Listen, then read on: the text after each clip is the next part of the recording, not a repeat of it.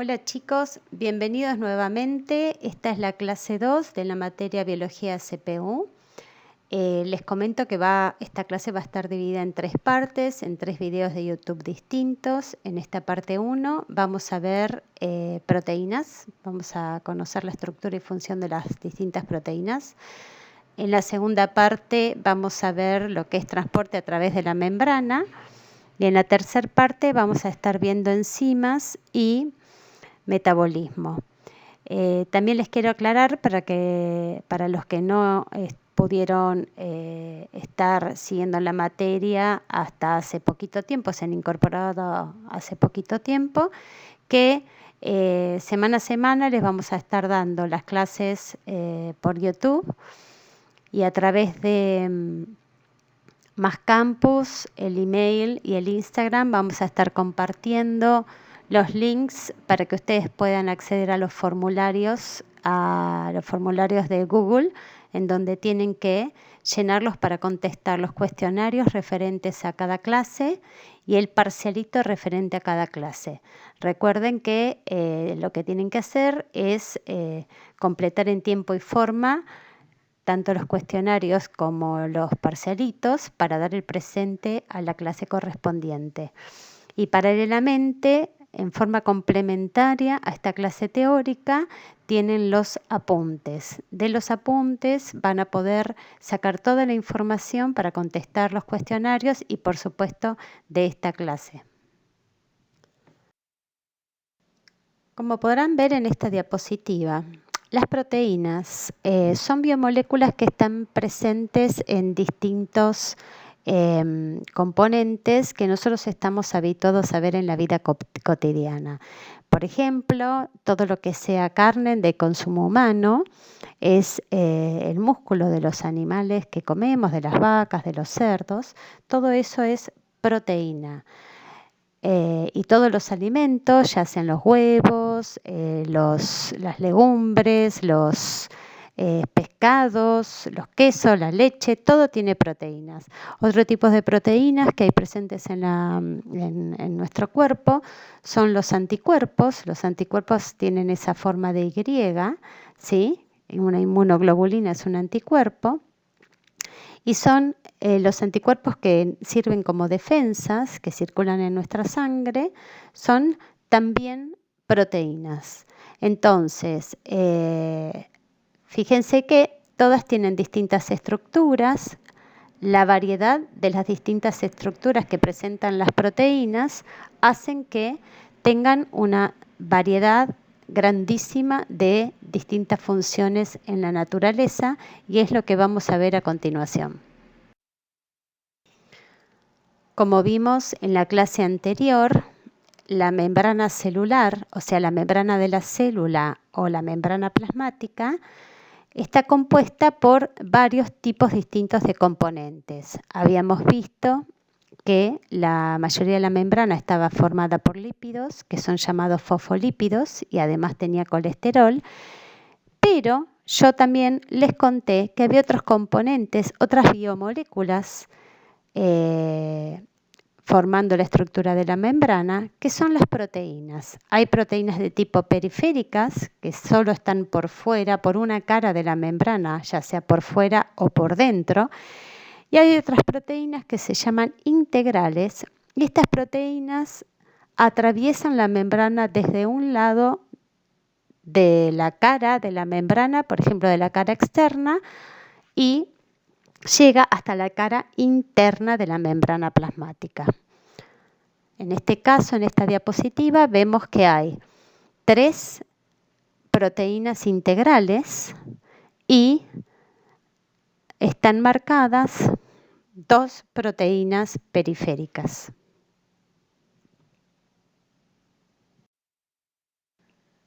Las proteínas presentan una gran variedad de funciones biológicas. Por ejemplo, una de las funciones es de transporte. La hemoglobina es una proteína que está en los glóbulos rojos, que lo que transporta por la sangre es el oxígeno y el dióxido de carbono. Otra función de transporte tienen las proteínas de membrana. Esas proteínas integrales que atraviesan la membrana son transportadores de distintas sustancias. Otra función importante son las enzimas, que son catalizadores biológicos, que lo vamos a ver más adelante. Defensa, los anticuerpos, las inmunoglobulinas que yo les mostré en la primera diapositiva, están involucrados en la defensa inmunológica. También tiene funciones estructurales, hay distintas proteínas ribosomales, las proteínas de las membranas, la matriz extracelular, o sea, toda la parte extracelular donde están embebidas las células, hay un montón de proteínas que mantienen esa matriz organizada. También hay otra función que es movimiento, el movimiento del flagelo, el movimiento de los músculos, están basados en dos proteínas principales, que es la lactina y la miosina. Otra función es que hay proteínas que son hormonas. Por ejemplo, la insulina, que ustedes escucharon hablar, que es una hormona que está relacionada con el control del azúcar en sangre, es una proteína. Y la hormona de crecimiento también es una proteína. Otra función es la función de reconocimiento, que serían los receptores de membrana. Estos serían las proteínas que son periféricas. Todas las proteínas cumplen funciones gracias a la estructura espacial que adoptan en el medio en el cual están. Para entender mejor cómo están formadas las proteínas, vamos a definir los conceptos de monómeros y polímeros. En este caso, ustedes ven un conjunto de ladrillos. El conjunto de ladrillos, que podría ser una pared, la pared sería el polímero, que está compuesto por muchos monómeros, y los monómeros serían los ladrillos. En este caso, que es otro ejemplo, el polímero sería el tren y los monómeros son los vagones. ¿Qué quiere decir? Que este polímero está formado por vagones. En el caso de las proteínas, esta biomolécula que estamos viendo ahora, también las proteínas son polímeros, y la unidad estructural básica de las proteínas, o sea, los monómeros que unidos entre sí forman las proteínas, son los aminoácidos. Los monómeros que les mostré recién se unen entre sí para formar los polímeros mediante enlaces covalentes. Como les mostramos en la clase anterior, los enlaces covalentes son enlaces que se forman entre átomos y son enlaces que son muy fuertes y muy estables. En este caso, cuando se forma un enlace covalente, fíjense, entre dos monómeros, vemos que se libera una molécula de agua. Ven, el monómero 1 se une con el monómero 2, se libera una molécula de agua y quedan dos monómeros unidos. Cuando se une el tercer monómero, se libera otra molécula de agua. Estas reacciones se llaman reacciones de condensación. Por el contrario, cuando hay monómeros unidos entre sí y los enlaces covalentes se cortan y se libera, por ejemplo, un monómero, en la liberación de ese monómero se lleva a cabo la incorporación de una molécula de agua, y cada vez que se corta un enlace covalente se incorpora una molécula de agua. Estas reacciones se llaman reacciones de hidrólisis.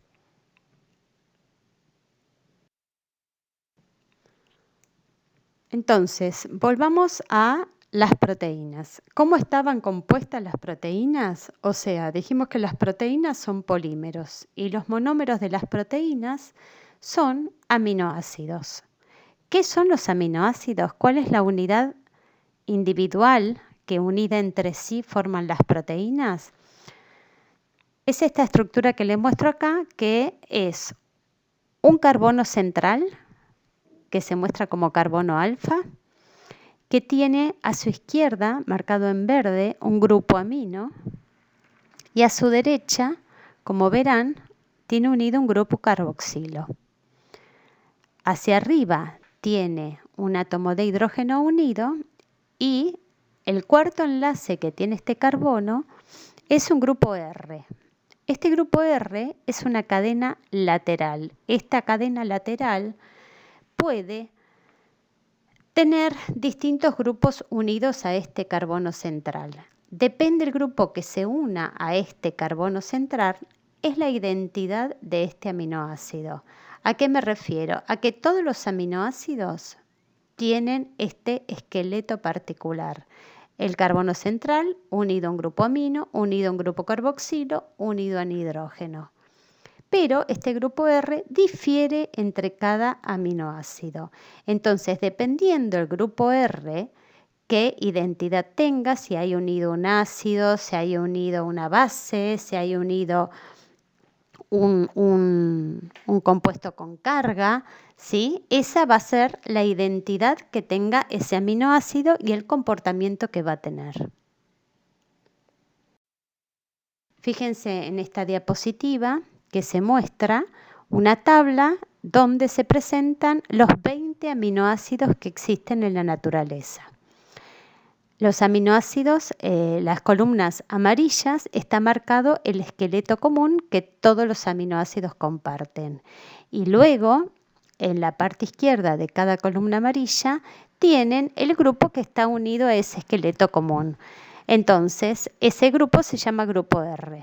Entonces, según lo que esté unido, en la primera columna van a ver que hay unidos a ese carbono central compuestos no polares. Esto hacen que los aminoácidos que tengan compuestos no polares van a ser aminoácidos no polares o aminoácidos hidrofóbicos.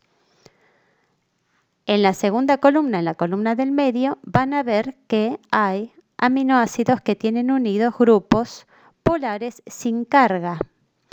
Entonces, estos aminoácidos van a ser aminoácidos polares sin carga. Son aminoácidos hidrofílicos porque van a poder formar puente de hidrógeno con el agua.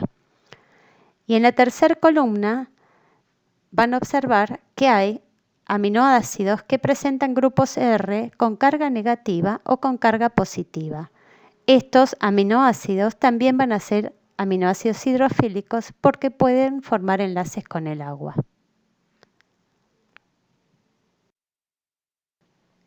Las proteínas entonces están formadas por aminoácidos que se unen entre sí por uniones peptídicas.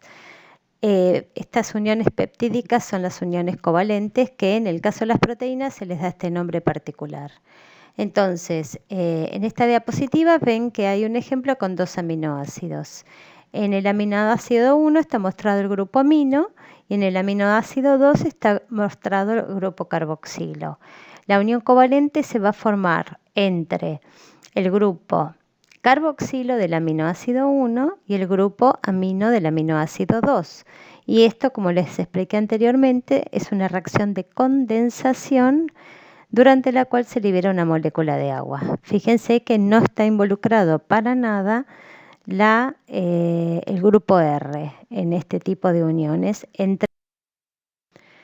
Las proteínas pueden estar formadas por muchos aminoácidos. Por ejemplo, hay algunas proteínas de 100, de 1000, de 10.000 aminoácidos unidos entre sí. Y a nivel de lo que es en el medio interno de las células y en el medio extracelular, las proteínas, las largas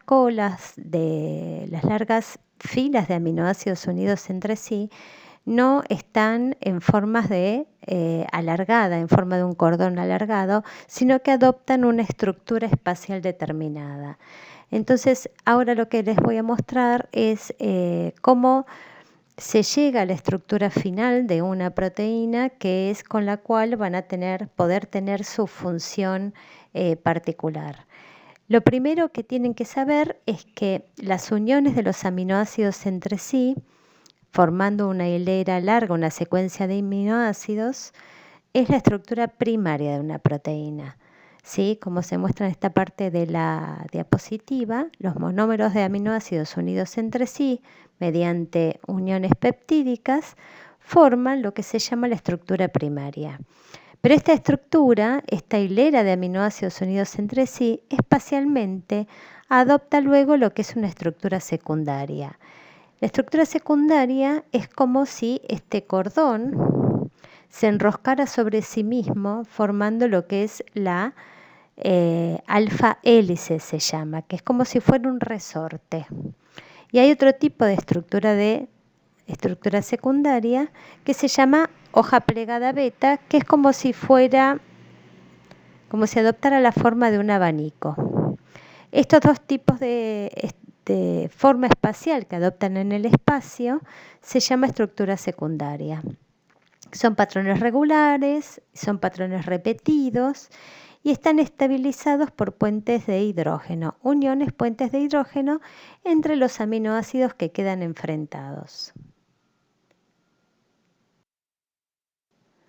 Luego, esa estructura secundaria, que puede ser alfa hélice o lámina plegada beta, se enrosca sobre sí misma formando una especie de estructura más globular, ¿sí? Acá ven en esta parte de la diapositiva que hay un segmento de la proteína que tiene alfa hélice, otro segmento que tiene estructura secundaria de hoja plegada beta, ¿sí? Y otro segmento que tiene también alfa hélice, que está enrollada sobre sí misma, tendiendo a formar una estructura globular. Esta estructura se llama estructura terciaria y las uniones que mantienen estabilizadas esta estructura son también uniones puente de hidrógeno y otro tipo de unión que se llama unión puente disulfuro. Imagínense que cada nivel estructural, cada estructura que adopta la proteína en el espacio tiene que estar estabilizada por uniones, porque si no, esa estructura tendría la tendencia de desarmarse. Por último, hay ciertas proteínas que pueden presentar lo que se llama una estructura cuaternaria, ¿sí? Todas las proteínas tienen estructura terciaria. Todas las proteínas tienen estructura terciaria. Algunas proteínas que están formadas por más de una cadena de aminoácidos, por más de una cadena polipeptídica, se dice que tienen estructura cuaternaria. Cada cadena polipeptídica forma una subunidad. En este ejemplo vemos una proteína que tiene estructura cuaternaria en donde se ven 4 cadenas polipeptídicas de aminoácidos, formando una cadena a la subunidad 1, otra cadena a la subunidad 2, otra cadena a la subunidad 3 y otra cadena a la subunidad 4. Entonces, si la proteína está formada por más de una cadena polipeptídica, presentan estructura cuaternaria y esta estructura también está estabilizada por diferentes tipos de uniones.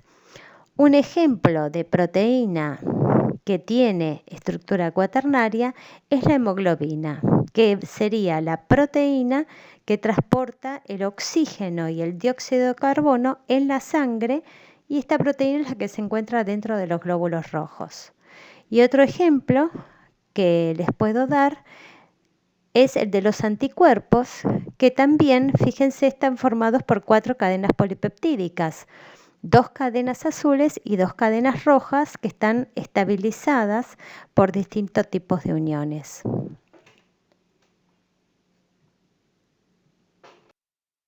En esta diapositiva vemos un resumen de lo que es los niveles estructurales de las proteínas. Vemos que la estructura primaria es la secuencia lineal de aminoácidos, vendría a ser en qué orden están unidos entre sí los aminoácidos. Luego, esta secuencia lineal lo que hace es enroscarse sobre sí misma en forma de hélice o en forma de abanico, que se llama hoja plegada beta, y esa es la estructura secundaria. A su vez, la estructura secundaria se pliega sobre sí misma, adoptando una estructura como globular en el espacio, y esa se llama estructura terciaria. En este caso estamos hablando siempre de la estructura espacial que adopta una cadena de aminoácidos, una única cadena de aminoácidos. Si la proteína final está formada por más de una cadena de aminoácidos, entonces esa proteína posee una estructura cuaternaria, que está formada por más de una cadena de aminoácidos. Como sabemos, en este ejemplo, por ejemplo, tenemos que el huevo, que está formado por ovoalbúmina, la ovoalbúmina es una proteína y es la proteína del huevo. Entonces, si a ustedes a un huevo lo cocinan, como verán acá en la foto, ¿qué pasa? Va a haber un cambio en la consistencia de esta proteína. La clara del huevo, que era transparente y mucosa, se vuelve más sólida y de color blanco. ¿Qué fue lo que pasó? Al aplicarle a esta proteína, a la ovoalbúmina, se le aplica calor, lo que sucede es que el huevo se cocina y cambia la forma, cambia el estado. Pero ¿qué es lo que sucede? Lo que sucede es que las proteínas, cuando se le aplica una determinada temperatura, lo que va a suceder es que se pierde la estructura espacial de las proteínas, ¿sí? Y por eso es que se cambia el aspecto de lo que está compuesto por proteínas. Entonces, en este caso lo que tenemos es que la ovoalbúmina perdió su estructura espacial, ¿sí? Fíjense, acá está el ejemplo. Tienen una proteína que tiene una estructura terciaria, que tiene una estructura secundaria, y por efecto de un agente físico-químico, lo que sucede es que aparece una proteína desnaturalizada, que es este cordón que ustedes ven en forma de zigzag, que ya no tiene ni estructura terciaria ni estructura secundaria. Lo que sí sucede, bueno, este proceso por el cual las proteínas pierden su estructura cuaternaria, terciaria y hasta secundaria, se llama desnaturalización, ¿sí? Y esto es debido a la aplicación de agentes físicos o químicos, ¿sí? Puede ser temperatura alta, un pH alto, una concentración de sales altas, ¿sí? Y acá ven otro ejemplo, que es cuando cocinamos un bife. Cocinamos un bife, cambia la consistencia de la carne, ¿sí? Que la carne básicamente es proteína, y esto es debido a que las proteínas expuestas a este nivel de calor terminan rompiendo, desarmándose y perdiendo su estructura espacial. Bueno, yo les hablé que las proteínas pueden ser desnaturalizadas por agentes físicos o químicos. Uno de los agentes puede ser el pH. El pH es el nivel de acidez que tiene una solución, ¿sí? Cuando el agua está en su forma líquida, lo que sucede es que se disocia en iones, que son iones hidroxilos con carga negativa e hidronios con carga positiva, o protones se llaman, ¿sí? Entonces, cuando el agua es pura, ¿qué sucede? El agua está disociada en la misma cantidad de protones con carga positiva que de grupos hidroxilos con carga negativa, ¿sí? ¿Y cuál es la concentración de ambos? Es 10 a la menos 7 molar. Entonces, ¿cómo se define el pH de una solución?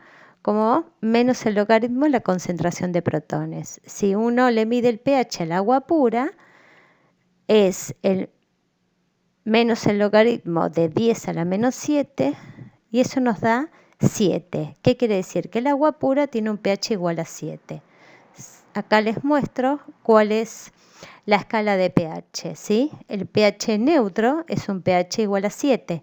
Es el pH que tiene el agua pura, es el pH que tenemos en la sangre, en nuestro sudor, en las lágrimas. ¿Por qué? Porque todo nuestro medio interno tiene un pH igual a 7, ¿sí? A medida que vamos bajando en la escala de pH, pH 6, 5, 4, 3, 2 y 1, se dice que son soluciones ácidas, ¿sí? Tienen un pH bajo. Y las soluciones que tienen pHs mayores a 7, de 8 hasta 14, son soluciones que se llaman alcalinas, ¿sí? Como ejemplo tenemos detergentes, amoníaco, bicarbonato de sodio. Y en el caso de soluciones ácidas, tenemos el ácido clorhídrico, los jugos gástricos, el limón, la cerveza, la leche. Bueno, hasta acá